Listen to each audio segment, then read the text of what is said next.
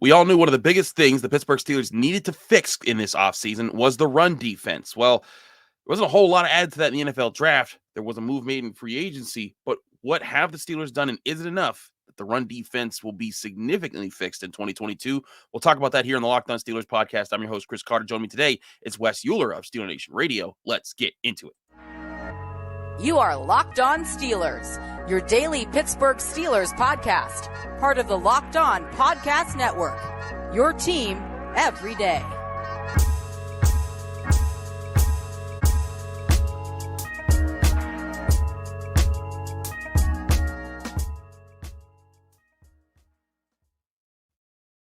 And welcome to the Locked On Steelers podcast. I'm your host, Chris Carter, bringing you your daily dose of all things of the Pittsburgh Steelers. As always, you can find this show on Apple, Spotify, Google Podcasts, Odyssey, and YouTube. If you're watching this video on YouTube, hit the like button. If you're enjoying it, hit the subscribe button to our YouTube channel to get all of our daily Monday through Friday episodes, our breaking news updates, and our bonus episodes that come out from time to time. If you want to help out the show even further, go on Apple Podcasts, leave us a 5-star review with a positive comment. Do both at the same time, and you get a shout out at the end of the show. We thank you for making the Locked On Steelers podcast your first listen every day. Joining me, as I said earlier, is our man, Wes Euler. You hear him on Steeler Nation Radio all the time. You hear him and see him on the Ears and Beers podcast for West Virginia fans.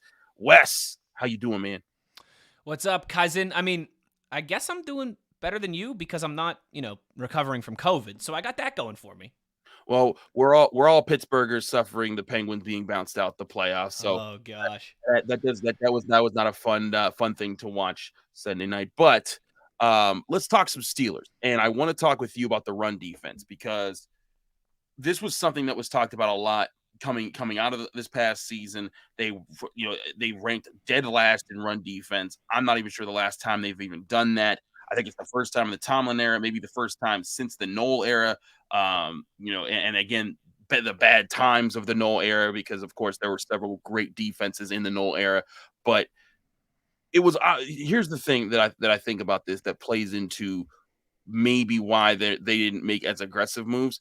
I think the Steelers see their run defense struggles as an aberration, as more of a something or that was here and is going to be gone once their players are back and healthy. They recognize Tuitt was gone. They recognize Alualu was gone. They recognize Devin wasn't the same, and that he really didn't have the adequate help next to him to help him at the linebacker position. So here they are. Stephon Tuitt might be back. Tyson Alualu might be back, and they've added Myles Jack, and Devin might be better because he's going to be fully healthy. But was that enough, or is that kind of hoping on their part that things will just work out and they'll be back to normal? I'd say it's cautious optimism. I mean, it's going to be, Chris, we're not going to know the answer to this. It's going to be one of those complete or incomplete assignment things until we know, one, is Tyson Alualu completely recovered at his age? Does he still, return to the form that we saw before his injury last year that caused him to miss the whole year? You feel better, at least that injury came early in the season, and he will have a full calendar year, more than a full calendar year to recover. To it, though, I mean, it's a guessing game at this point, right? Mm-hmm. Now, if you tell me those guys are back, those guys are healthy, and maybe not even Stephon Tuitt is, the dominant guy that we saw at times in 2019 and 2020, but that he's good, he's adequate, he's serviceable, I think the run defense will be much better. Fixed, will it be fixed, right? I guess that depends on where you set those goalposts at. But I think realistically, it's going to be really tough to go from the 32nd out of 32 teams run defense in the NFL, dead last, to top 10. I mean, that would be a substantial jump. But if you can go from 32 to 16, if you can go from 32 to 12, that's where you need to be. It doesn't even necessarily need to be an elite run-stopping defense, because we know every year this team's able to get after the quarterback. They've got an elite pass rush every single year. They've led the league in sacks for 5 straight seasons. So to me, if the run defense can just be average, that's a win. That's a huge win, because we know, again, you'll always be able to get after the quarterback, but there's a lot of unknown there. Alualu and his health and his age. Stephon Tuitt and his health and his status. What does Myles Jack bring to the defense? Does Devin look better and improved with hopefully an upgraded defensive line in front of him? What can some of the other contributors like Adams and Loudermilk and DeMarvin Leal, what can these guys all bring to the table? There's again, reason for cautious optimism that these things could work out and the run defense could be improved. But I also think too, it's an incomplete assignment. It's going to be hard to forecast. It's going to be hard to know until we just, see it play out starting on September 11th in Cincinnati. It will be hard to see play out. And you bring up a good point. Jumping back up to top 10 would be otherworldly. And again, it's why I think that the Steelers, if they're able to get even close to that, it makes them a lot more of a competitive team because we talked about all the team's weaknesses last year. Their passing offense wasn't great. Their rushing offense wasn't great. They had playmakers who kind of made things salvageable there, and they had no rushing defense. Their biggest thing last year was that they created turnovers, they got after the quarterback, and they were timely on offense at times in certain games. But if you were able to make it bring back a strong run defense, and again, maybe not even top 10, but if you go even 2020, they were the 11th ranked run defense. It's signed for that right now. Exactly. Or even 2019, they were the 14th ranked run defense. Sign up for that right now. And really, they were third in yards per carry. Is this they were 14th because everybody was running the ball on them in 2019 because they were like, you got Devin Hodges, we're not scared of you. We're gonna run the ball over the place. But in 2018. The last time that I think Ben Roethlisberger was at his Ben Roethlisberger-ist, I try to make a word there. The last time they were sixth against the run. And I'm not saying that Kenny Pickett or Mitch Trubisky or someone else or whoever's the quarterback is going to make it to that standard to make things back to there. But to me, I think the Steelers are looking at this situation like, hey, like you said, cautious optimism that, hey, you know what? When Devin Bush was healthy, he was a major factor. Like when they faced Saquon Barkley back in the season opener of 2020, and they held him, I think, to the lowest amount of yards ever for a player who ran the ball like 12 times or however many times that Saquon Barkley had run the ball that game. And I mean, like not just Saquon Barkley, but ever for any running back who would run that many times in the game was the fewest amount of yards allowed in a single game. And a lot of that was because Devin Bush was covering sideline to sideline. The defensive front was full in action and working, and everything was clicking. Again, I think that they know that they still have to do things better, and that's why they got Myles Jack. But I do wonder if them getting back to being even just top half of the league, if they get above 16, if they can get into the mid teens to like just outside the top 10, they get there. It changes a lot about what this defense can be about. Yeah, I mean, that's where you need to be. Chris, we'd all love them to be in the 13-9 range. I mean, we would all love, that would be the sweet spot. But if you can just get to 15, 16, that's, again, because when you combine, this team's led, like, I keep coming back to this. When you're as lethal as the Steelers are at getting after the quarterback, you just need to be average at stopping the run. Because 5 straight years, the Steelers have led the league in sacks. And they've done it a lot of different ways. They've done it off of just the raw talent of guys like TJ Watt and Bud Dupree. They also, the first year when this streak started in 2017, it was Vince Williams and Mike Hilton who were leading the team. And so they always find ways to get after the quarterback. If you can just have league average or slightly above league average run defense, that, Chris, is how you get the formula cooking for what we've been talking about all offseason. If you want to win double-digit games, make the playoffs comfortably, maybe even win a division title in some games in the postseason, feels like you got to be able to run the ball and you've got to be able to play really good defense, like elite defense. And that's how that part of the defensive equation comes together. You have average to above average run defense. Everything else on your defense is above varsity level, is borderline on elite. And I think you've got a real shot then to have the type of season that you want to.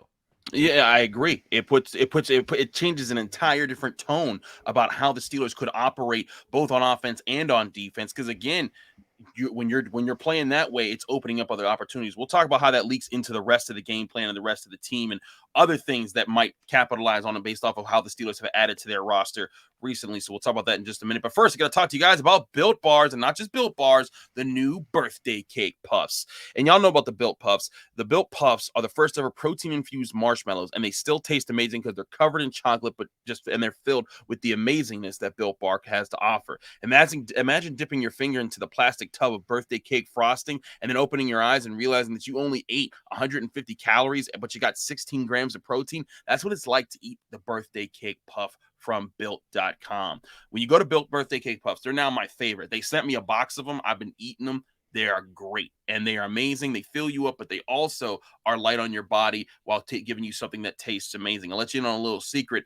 It's that they cover it in white chocolate in addition to having the birthday cake mixed up inside. That's going to help it taste amazing. And again, it's going to be that white chocolate. It's 100% true, and it has sprinkles spread out all over it, just like you would birthday cake frosting. And with 150 calories, it comes with 16 grams of protein. There's only 9 grams of sugar. This is a limited time flavor and an amazing option available to you at Built.com. And just like all Built Puffs are covered in 100% real chocolate, so is this. And this is an amazing offer that you can go to Built.com right now. But again, go there fast because they're running out.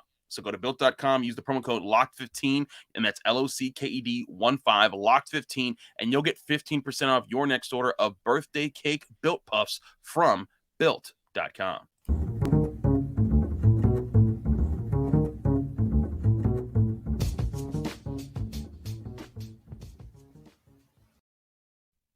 Back here on the Locked On Steelers podcast, I'm your host, Chris Carter, here with Wes Euler, Steeler Nation Radio. Wes, before we get back into fixing the run defense and was there enough done and how that might impact other things, we do have to address some kind of news that was made on Monday, and it was involving a former Steeler, a person who I haven't said their name on this program in quite some time. And oh, no. Antonio Brown. How Wes, dare you? Antonio Brown. I don't miss the days of when I had to say something about Antonio Brown. People were like, just stop talking about him. He's not a Pittsburgh Steeler anymore. And I'm like, listen, I get it. So I will keep this brief. Antonio Brown tweeted out, I want to retire a Pittsburgh Steeler. And then he even clarified, I don't mean play, I mean retire as a Pittsburgh Steeler. And it caused all this uproar. Wes, what are our thoughts on him wanting to retire as a Pittsburgh Steeler? Well, one, I'm surprised that he's just seems like he wants to retire point blank period and doesn't want to play another year or two. But Chris, the first thing that I thought when I saw this, and you know how my cynical brain works, all right? I'm a cynical guy here. Antonio Brown has a concert in Pittsburgh this weekend. That's all this is about. He's playing a right show there on the south side of Pittsburgh, Pennsylvania this weekend. So what does he do? He gets everybody in Pittsburgh to start talking about him again, because then maybe people go, oh, AB's in town. Let's go to the AB show. Yeah, Antonio. Complete business move. Complete business decision from AB. He was like, you know what? How can I sell more tickets to my Pittsburgh show? Let me put the Steelers name in my mouth on Twitter. I think it's total business booming from AB, just trying to sell some concert tickets. Which is why we are only going to talk about that for about 2 minutes, because it's a joke. It's silly. If he wants to retire a Steeler and the Steelers want to let him, cool, have at it. It doesn't hurt. You're not going in that locker room. You're not joining the team. You're not playing. You're never wearing it as a player again. If you want to retire a Steeler, hey, maybe you talk to the Rooneys and Tomlin and see, how they feel about that. If they want to, that's their business, and it doesn't hurt you. If they don't want to, oh well, I don't feel bad for him. Same. Anyways, so moving back to what we're talking about here. Again, when we're talking about the run defense being an important thing, I don't think people grasp how much the run defense also plays into the pass rush. And also, I don't think people grasp how much it made it more impressive that the Steelers led the NFL in sacks last year while having the worst rush defense, and that TJ Watt tied the sack record for Michael Strahan during that time, because a big part of what has always made the Steelers pass rush, from the Dick LeBeau days of 2000 back in 2004 all the way to 2022 when TJ Watt tied the record. The Steelers have always been about win on first down, then win on second down, so you could force them into predictable passing situations, and you can win on third down. You can even go back to, I think it was 2014, Ryan Shazier's rookie season, and he's talking about how that's what they have to get back to doing because they were struggling against the run, and eventually they did that, and the pass rush started to come back in the next couple years.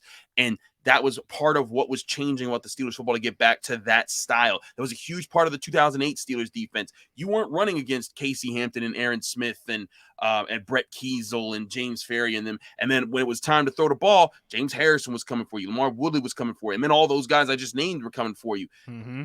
The Steelers were destroying people's backfields without that advantage last year.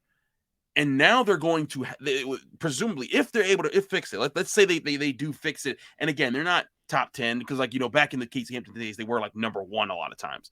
but let's say that they're in the 13-9 range, as you said.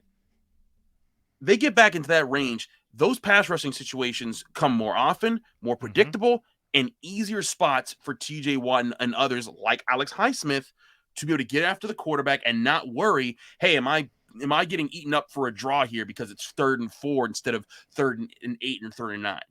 No, buddy, you're 100% correct. It's that whole complementary football thing that we always talk about, right? How everything works in unison. It's one ecosystem together, and if kind of one cog in the wheel is out of place, how it can affect everything else.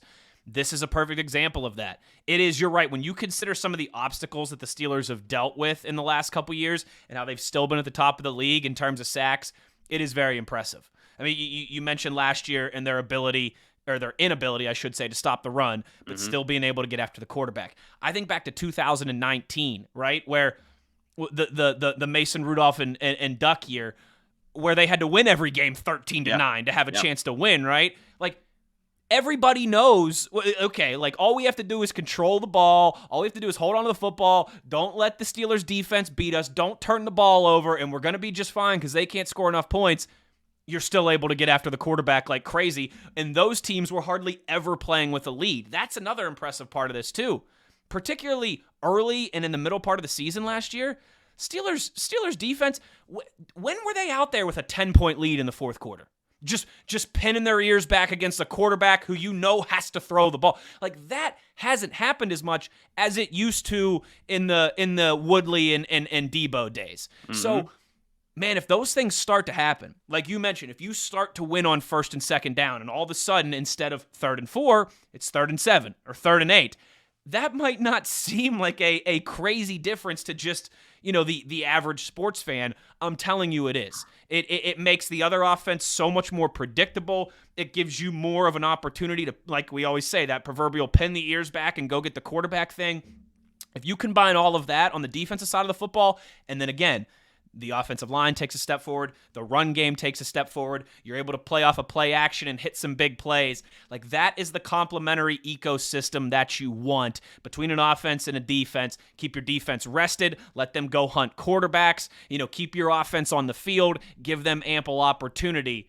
But Chris, all those things, in terms of all those things, the two most important cogs of that, I really do believe, is you have to be able to run the football and you have to be able to stop the run. And the Steelers have had success, and success air quotes. I guess, some people argue it hasn't been success. If you go talk to a Jets or a Lions fan, they'll certainly say it has been success the last couple years. They've still been able to get after the quarterback without those things working in their favor. You start to run the ball, you control the clock, you keep your defense rested, you start to stop the run, and you get the opposition offense into more predictable scenarios. I mean, look out. TJ Watt could shatter that sack record. And that's the crazy part about this is that, we're talking about how last year, you think TJ Watt will never get back there. TJ Watt has gotten better every single year he's been in the NFL. That is what's truly scary if you're an opponent right now. And I know some people, there's still the people at PFF that think that, he's not really that good. Okay. Y'all been saying that for 5 years now. And literally every year since he's been drafted, the Steelers have led the NFL in sacks. That to me right there. It's not a coincidence, because even his rookie year, he had 8 sacks. He was still a factor. Wasn't as much of a factor as he is now, but he was a major factor then. I'm not saying that TJ Watt is going to shatter the sack record if the Steelers have, this really good run defense if it can get back up to par. But I am saying it's going to cause a lot more problems for offenses when they face the Pittsburgh Steelers, and it's going to allow those opportunities. And because it might not be TJ Watt who gets the major increase in sacks. It could be Alex Highsmith, who is in his 3rd year. It could be Cam Heyward if he's better. It could be a DeMarvin Leal if he's getting more opportunities. It could be a lot of different guys. It could come from a lot of different directions. The Steelers had 7 players with multiple sacks last season. Yeah, that's crazy. I wouldn't be surprised if that number increased. But I want to talk about how this can also impact another part of the defense that we've talked a lot about, what they could have done to increase this group, and that being secondary, but what they might be living with, because I don't think they're going to be adding any other major pieces anytime soon unless someone crazy gets cut from a team like a Joe Hayden type of situation from 2017. We'll talk about that in just a second, but first, going to talk to you guys about RockAuto.com. Save time and money when you visit RockAuto.com. Why don't you just spend 30%, 50%, or even 100% more for the same parts parts from a chain store or a car dealership. For example, a Honda Odyssey fuel pump can be $353 if you go to the chain store, but if you go on rockauto.com, it's just $216. Rock Auto is a family-owned business serving do-it-yourselfers for over 20 years. Rock Auto's prices are reliably low for every customer. They have everything that you could need, from brake parts to tail lamps to motor oil and even new carpet. For example, we encourage y'all to go check this out and go see for your car or truck how many different auto parts they have available on rockauto.com, because they have so many that can fit any need that you have. If you don't need it right now, it's good to know that it's available. So go to rockauto.com right now and see all the parts available for your car or truck. When you order something, be sure to write Locked On in there. How did you hear about us box, so that they know that we sent you? Amazing selection, reliably low prices, all the parts your car will ever need. Visit rockauto.com today.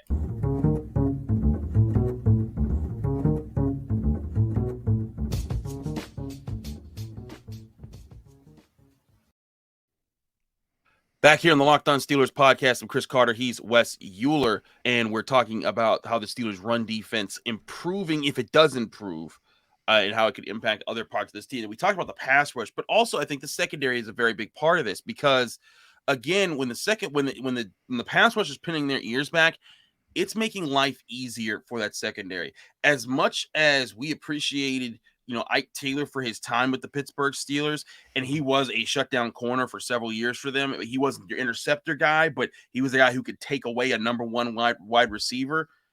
Deshae Townsend was a solid cornerback. Ryan Clark was a solid free safety who could hit really hard. Troy Polamalu was the true ace of the group that kind of pulled it all together. But their jobs were that much easier because they had a really good run defense. They could get after the pass rush, and it put less pressure on them to have to guard receivers for so long, and then allowing them to break open and have to keep doing extra work in the secondary. This is a group, and we talked about it. I don't think that there's a proven CB1 in this group. Ahkello Witherspoon could become one. I'm not saying that he can't, but as far as a guy, there's no guy on this team who's been here for 3 years or something like that, and has been a consistent starter who can take away a number one option the way Joe Hayden was when he was in his last few years with the Steelers. So when you consider that, there needs to be something done to compensate for that, and maybe this is the run defense. But if it is fixed, are they in a position to say, hey, this group as it is right now can still be the solid secondary that gets the job done in those situations? Wes, my problem is that if it does take any time to fix the run defense, I'm not sure if the Steelers secondary is the group that can hold everything together while they're waiting for that to be fixed. No, I tell you what, that's a very interesting way that you frame that. I would tend to agree with you. I don't know if the secondary is that talented to hold the fort down while the run game figures it out. But I don't know. Maybe you've got enough in terms of Minkah and Ahkello and Levi Wallace and Cam Sutton and Edmunds. Like Minkah aside, Minka's an all-pro. Minka's the star. To me, he's the guy that said, "Hey guys, I can hold this down here. Right. Y'all do what you do, and I'll take care of this. You figure out everything else. Right. Yeah, and that hey, you could get by doing that. Or week one against the Bengals, maybe not. I mean, you might have heard they've got some good wide receivers and a pretty good quarterback. But, week two against the Patriots, Mac Jones and those boys ain't scaring anybody through the air. Week three on a short week against the Browns, Deshaun Watson's going to be suspended. Jacoby Brissett ain't scaring anybody through the air. But ideally, both of those things would mesh very early in the season, right? That's, again, where you're cooking with fire, where you have that to border on elite defense. Because you're absolutely right. That's how you help a secondary. It's the same thing that we were talking about with the pass rushers, right? How there's a huge difference between 3rd and 4 and 3rd and 7. It's the same way for a defensive back. Like if it's 3rd and 3, Chris, Joe Hayden has to be like, all right, well, are the Tennessee Titans going to give the ball to Derrick Henry here? Or are they going to throw it to A.J. Brown? Well, A.J. Brown's not on the Titans anymore, but you get it. If it's 3rd and 8. Ahkello Witherspoon isn't worried about defending the run on 3rd and 8. He's right. Like, I'm focused on my guy. I'm locking him down. I got eyes on the quarterback. You're not worried about the backfield in those scenarios. And again, that's something that this secondary hasn't had very much of, or at least nearly as much as they would like to over the last year and change. So again, I know to a lot of people, Like, it might sound like, I mean, are you guys kind of reaching here? But this is the entire complementary football thing that you've been talking about, that we've been talking about, that everyone's been talking about, that you hear across football circles all the time. And it is, again, they're all different cogs in the wheel. And if one of those cogs snaps, if one of those cogs isn't pulling its weight or isn't shouldering its load, it puts more stress, it puts more trouble, it's more difficult for everybody else. So yeah, stopping the run game, certainly, it not only helps you get after the quarterback even more, it's a huge relief for the secondary. Because, you mentioned a lot of those old-time names, Ike Taylor and Towson and Ryan Clark and Troy Polamalu. Aside from Ike Taylor, I don't think any of us would consider the rest of that Steelers secondary lockdown. Right? Troy Polamalu, like you said, he was an ace. Troy Polamalu is one of the most unique, if not the most unique football players to ever play the game. He's one of the best safeties ever. You could make an argument that he's the GOAT in that regard. But no one ever really considered him like Ed Reed in terms of lockdown, right? Same with Ryan Clark, same with Deshae Townsend. All had their different skill sets, all good football players, but it wasn't like they were looked at like the Legion of Boom. Right? Like we've got Cam Chancellor and we've got Earl Thomas and we've got Richard Sherman and good Byron Murphy and good luck throwing the ball, right? But they were helped out in that regard so much because all they had to do, and Ryan Clark and Troy obviously helped in the run game, but all those corners on the outside had to do, all Ike Taylor had to do was lock his man down. He didn't have to worry about the run game because that was taken care of by the rest of the defense. That's when you can have those truly elite units, one of the best 1, 2, 3 defenses in the entire league. And if that plays out this year for the Steelers, Chris, if that's the case, they're going to have a good chance to win double-digit games, to contend for a division title, to find themselves in the postseason once again. And again, I'm not saying that the coverage unit, the secondary, is going to stink this year. And if the run defense isn't there, they're going to be terrible. What I'm saying is that right now, the way the Steelers are composed, they need this defense to be great. If they want to be one of the real contenders in the NFL. And again, this year doesn't have to be the contender year. They just drafted a new quarterback. They're figuring out who they are after Ben Roethlisberger. But if the run defense is there and the pass rush is there and they're all healthy up front, and that secondary, I can see the secondary being solid and being able to make plays and be something that people can't pick at. But if the reverse happens, if the run defense isn't there and the Steelers have to still rely on the pass rush and the secondary is kind of just getting exposed a little bit more, I'm not saying they're going to be ripped apart, but that won't allow this group to be a great defense. They could probably be a good defense, a good enough defense that keeps them in games, but then you're taking the ball back to the offense, who you're going to have a new quarterback, whether it's Trubisky or Rudolph or Pickett. You're going to have an offensive lineman still figuring itself out, and a lot of young playmakers who are trying to build that chemistry with whoever the quarterback is in the entire unit. And that's where I'm coming at this, is that this is why the run defense is going to be so crucial, and why I think that, hey, the Steelers, they've made a lot of good calls over the years as far as personnel wise and when to make the right investments at the right times to keep certain units up. Maybe they've made that right call again with how they've seen things out here. But I think that it's very fair to ask if that was done enough, because if it's done, it's a major impactful move. But if it's not done enough, then it's going to put another major focus on what the Steelers have to fix next year. It's going to look it'll look a lot like it did at times last year. Yeah. Where the Seattle Seahawks game is a perfect example. Oh my goodness. Right? Cam Heyward and TJ Watt played phenomenal. They made the plays to win the game, but that defense also gave up 7,000 yards on the ground to Seattle. Right? Yep. Same thing as the Detroit Lions game. The defense had its moments. They held them in check and kept the Steelers in that game. But the Lions also ran for 200 and some yards. That's the Jekyll and Hyde that you cannot have. You cannot be. I don't care how many times you get after the quarterback. I don't care how many turnovers you force. You cannot be an elite defense if you're getting gashed like that on the ground. No, you just can't do it. So you're right. I think there's a real chance for this defense. And when I say this, I don't know. And now that I'm kind of thinking about it, it could be almost like I'm poo-pooing the TJ Watts and the Cam Haywards and the Minkah, like the all pros. That's not what you're doing. Like, this defense could be greater than the sum of its whole. You know what I mean? Agree. Because if you don't have a weakness on that defense, maybe the secondary isn't elite, but Minkah is. Maybe the linebacking core isn't elite, but TJ Watt is. Maybe the defensive line isn't elite, but Cam Heyward is. if you just get above average performance from everybody else, and you have some luck in the health department, something the Steelers certainly didn't have on defense last year. They haven't had it for a while.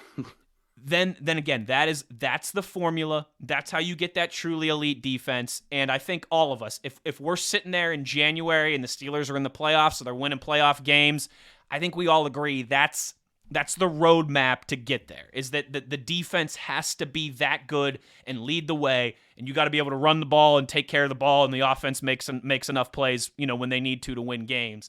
But it is hard to look at this team right now and just not know that it all starts with the defense. I agree with you there, man.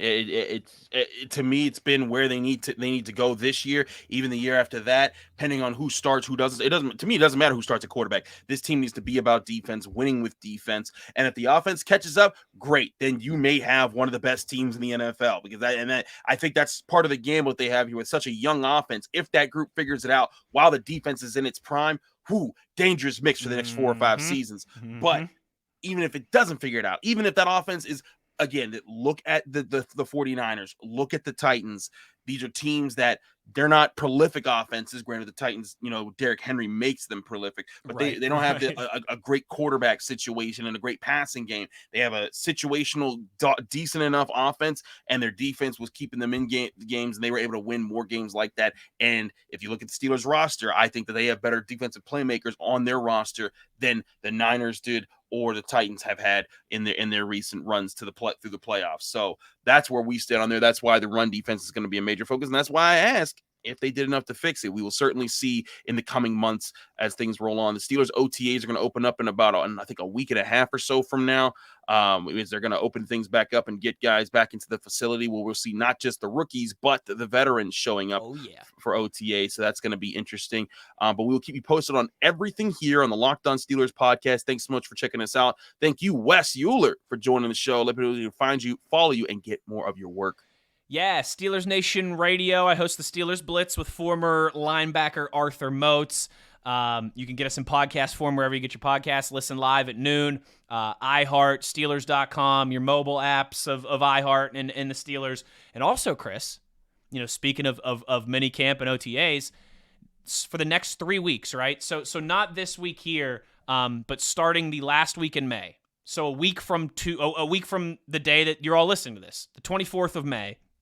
For 3 weeks there, last week in May, first 2 weeks in June, Moats and I are going to be broadcasting live from OTAs on SNR Tuesday, Wednesday, Thursday, every week from 10 a.m. to 1 o'clock. So we will be literally, you've seen us out there. They set up our table in our broadcast. We're right on the edge of the field where practice is. It's a great view. It's Mr. Rooney's backyard. We have a blast. We get a lot of good Steelers guests. We'll have this guy Chris Carter on with us, Brian Backo, all of our buddies. Like I said, we get a different player usually to sit down with us for a few minutes every hour. So yeah, starting May 24th. For those 3 weeks, Tuesday, Wednesday, Thursday, if you're looking for specific OTA and minicamp coverage, Moats and I will be on from 10 to 1. And then again, though, if you just subscribe to the Steelers Blitz podcast, you can get that all on demand on your own time as well.